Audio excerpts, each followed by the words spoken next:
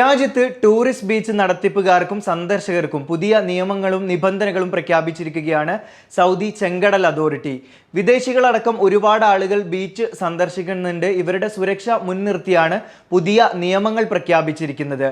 പ്രധാനമായിട്ടും beach driving, മറ്റ് നാവിക അഭ്യാസ പ്രകടനങ്ങളൊക്കെ നടത്തുന്നതിന് വേണ്ടിയിട്ട് ബീച്ച് നടത്തിപ്പുകാർ സൗദി കായിക അതോറിറ്റിയിൽ നിന്ന് ലൈസൻസ് എടുത്തിരിക്കണം. അതുപോലെ തന്നെ മറൈൻ ആക്ടിവിറ്റികൾ, സ്വിമ്മിംഗ് പ്ലേസസ്, നീന്താനുള്ള സ്ഥലങ്ങൾ തുടങ്ങിയവ വേർതിരിച്ച് തന്നെ വെക്കണം. അവർ തമ്മിൽ സുരക്ഷിതമായിട്ടുള്ള അകലം ഉണ്ടായിരിക്കണം. അതുപോലെ തന്നെ ബീച്ചുകളിൽ സമയപരിധിക്കുള്ള ബോർഡുകൾ കൃത്യമായിട്ട് സ്ഥാപിച്ചിരിക്കണം. രാത്രികാലങ്ങളിൽ ലൈറ്റുകൾ ഉണ്ടാകണം. ഇനി അതില്ലെങ്കിൽ പകരം സംവിധാനങ്ങളും ഒരുക്കണം. ഇനി അതുകൂടാതെ തന്നെ ഗവൺമെന്റ് നിഷ്കർഷിക്കുന്ന ചില സാങ്കേതിക വശങ്ങളൊക്കെ പരിഗണിച്ച് ഗോൾഡ്, സിൽവർ, ബ്രോൺസ് എന്ന രീതിയിൽ ബീച്ചുകളെ തരംതിരിക്കുകയും വേണം. ഇനി പറയുന്നത് സന്ദർശകർക്കായിട്ടുള്ള നിബന്ധനകളാണ്. അതായത് ബീച്ച് സന്ദർശിക്കുന്ന സമയത്ത് അനുമതിയില്ലാത്ത സ്ഥലങ്ങളിലേക്ക് പ്രവേശിക്കരുത്, ഫോട്ടോ എടുക്കരുത്. അതുപോലെ തന്നെ ബീച്ചുകളിൽ ബാർബിക്യൂ ചെയ്യുക, അല്ലെങ്കിൽ പാചകം ചെയ്യുക, തീ കത്തിക്കുക തുടങ്ങിയ കാര്യങ്ങളൊന്നും തന്നെ അനുവദിക്കില്ല. മാത്രമല്ല ബീച്ചുകളിലേക്ക് നായ്ക്കളെ കൊണ്ടുവരുന്നതിനും വിലക്കുണ്ട്.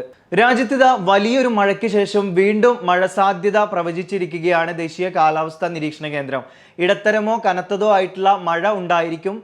പ്രധാനമായിട്ടും അസീർ, ജിസാൻ, മക്ക, അൽബഹ തുടങ്ങിയ സ്ഥലങ്ങളിലെല്ലാം തന്നെ വരുന്ന ദിവസങ്ങളിൽ മൂടിക്കെട്ടിയ അന്തരീക്ഷമായിരിക്കും. അതുകൊണ്ട് തന്നെ ഈ സ്ഥലങ്ങളിൽ മഴ പ്രതീക്ഷിക്കാം. മാത്രമല്ല ചില സ്ഥലങ്ങളിൽ ഇടിമിന്നലോട് കൂടിയിട്ടുള്ള മഴയ്ക്ക് സാധ്യതയുണ്ട്. ശക്തമായിട്ടുള്ള കാറ്റിനും സാധ്യതയുണ്ട്.